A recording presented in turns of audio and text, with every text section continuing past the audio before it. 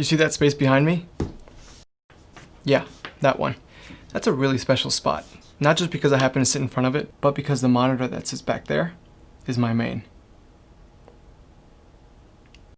We'll see.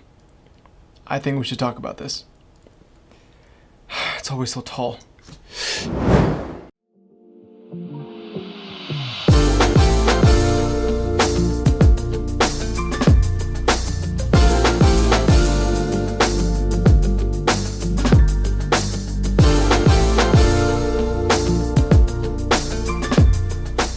Hi everyone, my name's Rajiv, and if you happen to like this video, hitting that thumbs up or just that subscribe button down there goes a really long way. I've been told that I need to say stuff like that, so please don't hold it against me. For anyone that considers himself a gamer or happens to run in the esports circle, BenQ Zowie is not an unfamiliar name. Let me start off by saying that this monitor has been something of a nightmare to get my hands on, and with any kind of niche product, that's not usually a surprise. Back in late May, Zowie released the XL2546S, the successor to their XL2546. The new one had a faster panel and had Zowie's dynamic accuracy technology, or DyAc Plus for short.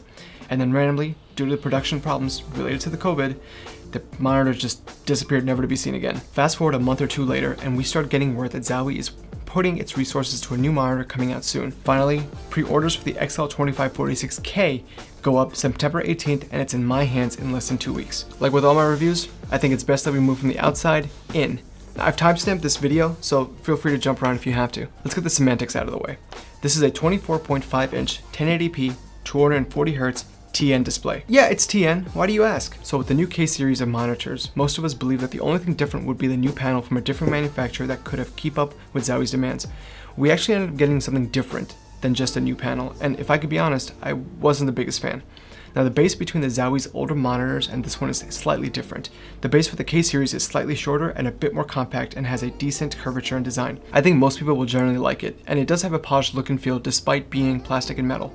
However, I dislike that the base no longer has a place for the S-switch. Keeping the S-switch with its circular design, you can't really place it on top of the base since the two design languages don't really complement each other when we're talking strictly about aesthetics. I guess what I'm really saying is, I really liked how Zowie's previous design had a slight indentation to put the S-switch.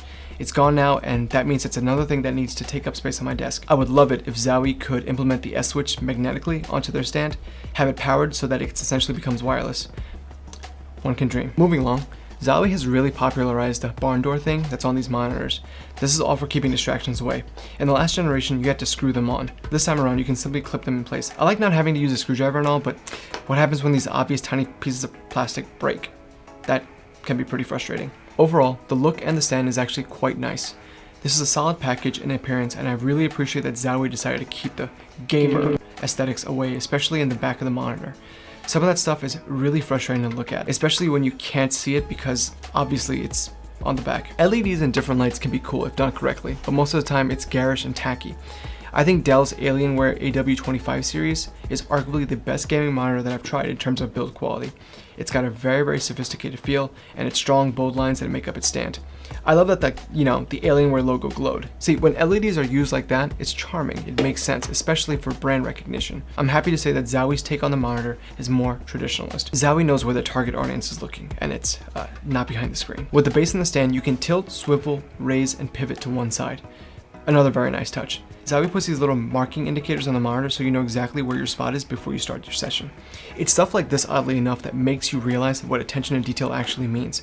It's a quick sidebar, but before I start gaming, there are moments where I wondered if my table is too high or, if my screen is too far back, should it be closer, what angle works best, is my seat too low? These are all ridiculous questions for a normie to ask themselves, but I'm glad that Zowie is just as crazy as I am.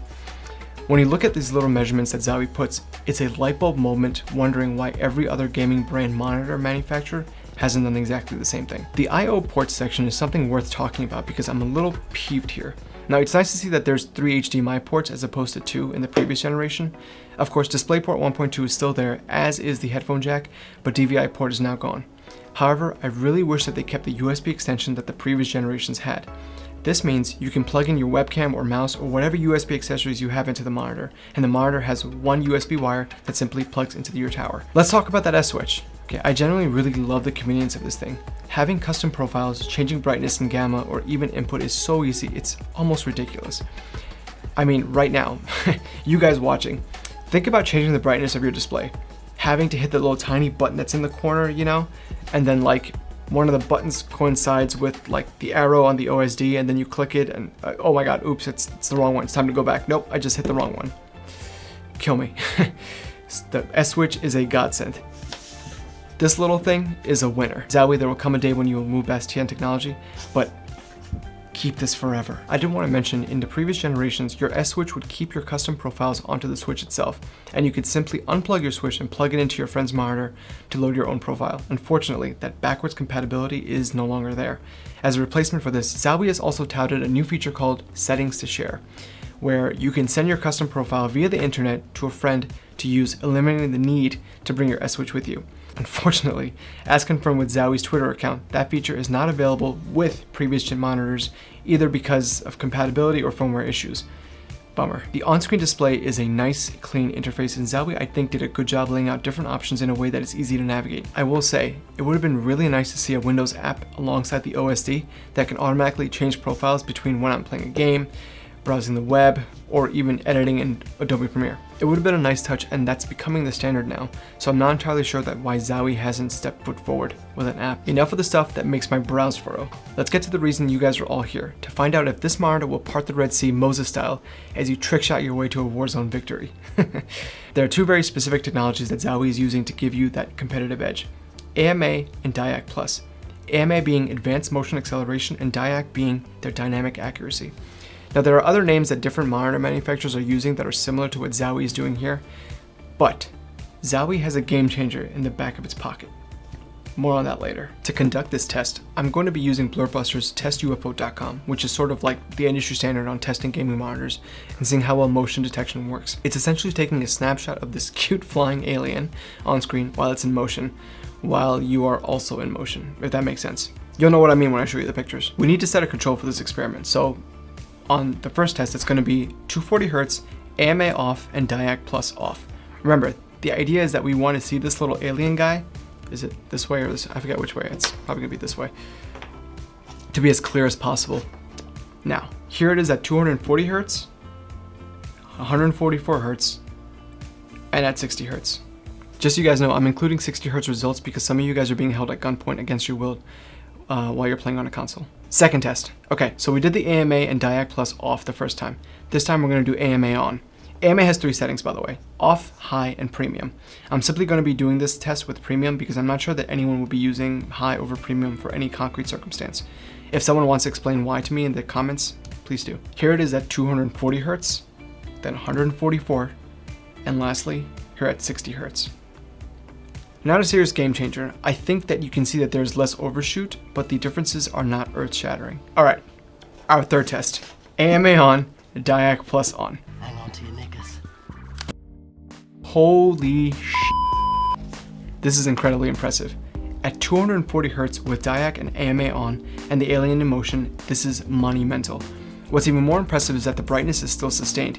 You see, IPS monitors have this low motion blur technology, but when it's turned on, half the brightness is gone. And you can't just fix that with the black equalizer either. So this is incredibly impressive stuff. Let's check the results at 144 Hz. And this is even able to work with 60 Hz for you console players. This is Zowie's bread and butter. This is their calling. So we know that AMA and Dynamic Plus working together does an incredible job on this monitor when it comes to gaming. However, we still need to talk about the elephant in the room. That elephant for this TN panel is the colors. How would I describe the colors on this monitor without being abrasive? I got it. The colors on this monitor are as good as you would expect for a TN panel that has primary focus on gaming blur reduction. There, I said it. All jokes aside, I want to mention that the colors out of this box, no matter which mode I put it in, were not good. They were completely washed out. The reds looked pink, green was weird, and blue looked like it got into a car crash. Fortunately, I did use a colorimeter with DisplayCal, and I'm happy to say that the colors are actually quite decent now. They will never be as good as IPS panel, but I know that you didn't buy this monitor to watch a Wes Anderson movie. What you just said, say it again. You heard me. In fact, since I love you guys so much, I'll even put my monitor settings and the ICC profile I'm using in the description below. I quickly want to mention the gamut coverage for this monitor. When using my colorimeter and DisplayCal, I got an sRGB coverage of 95%. Adobe RGB at 66%, and DCI P3 at 70%. In layman's terms, this monitor should not be used for doing any kind of professional editing work, calibrated or not. The last thing that I want to touch on before I wrap this up is the black equalizer and the color vibrance. So what exactly is black equalizer and color vibrance, and why does it matter? Well, let's answer that second question first. In any game, you'll find dark corners that will be impossible to see with the naked eye. And in that dark corner is always someone camping, patiently waiting so that they can finally get that kill. But what if you can lift those black shadows up to add some more exposure to the dark areas while keeping the lighter colors from blowing out? That is black equalizer. And just to reiterate another way, black equalizer is not cranking your exposure way up until everything looks like it's being washed out like someone threw a bucket of white paint onto your monitor. It's specifically raising shadows and keeping the light areas at a decent exposure. Color vibrance is a bit more simpler to explain. It's essentially changing the color grading and the color tones of the scene. An easy way to understand this is thinking about cranking saturation. I think both technologies work well on this monitor, but it isn't the game changer everyone's making it out to be. It's not like cranking the black equalizer from 0 to 20 is all of a sudden going to give you godlike vision. And that's okay, because the boosting of the blacks without drowning the whites is happening on a hardware level on this monitor. The monitor itself doesn't know that you're playing Clean House Mission from Modern Warfare or watching The Dark Knight. It's doing the best that it can given the information that it has. I'm going to try to show you guys what I mean. By the way, keep in mind, I'm going to be using my gaming preset for this, and I'll only be changing the black equalizer and the color vibrance.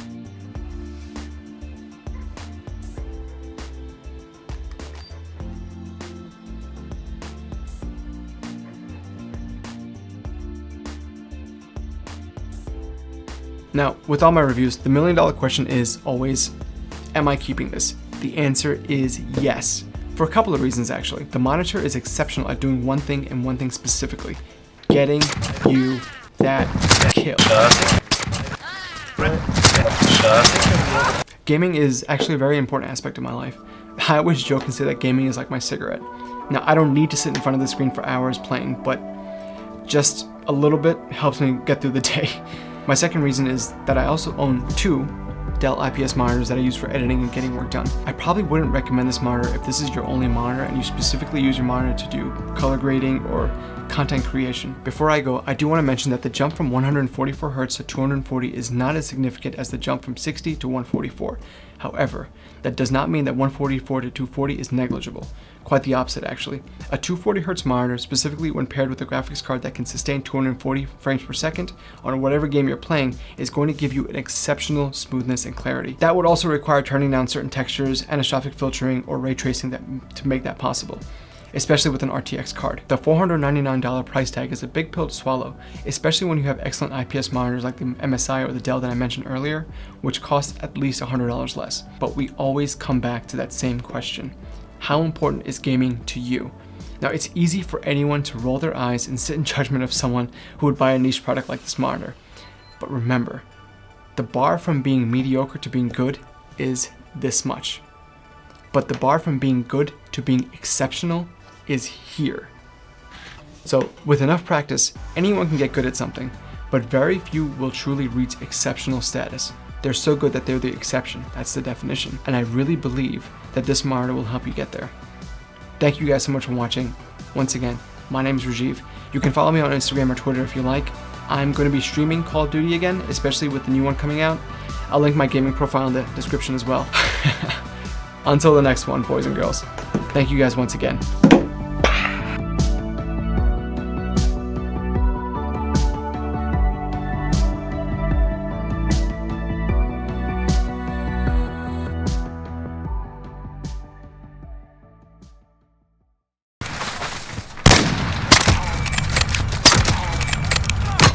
Personal radar drone ready for escort.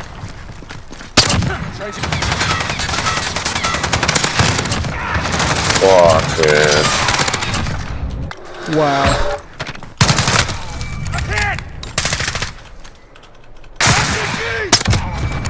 Personal radar drone ready.